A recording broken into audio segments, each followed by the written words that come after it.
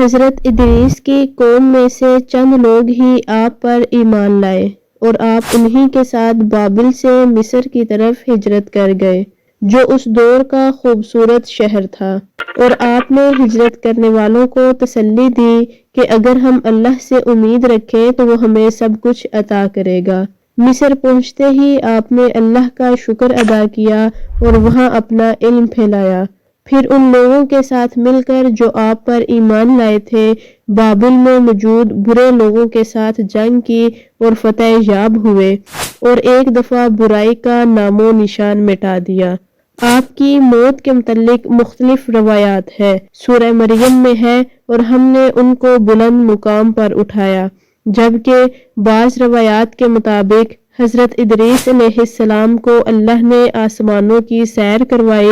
اور فرشتے کے ذریعے چوتھے آسمان پر آپ کی روح کو قبض کر لیا گیا۔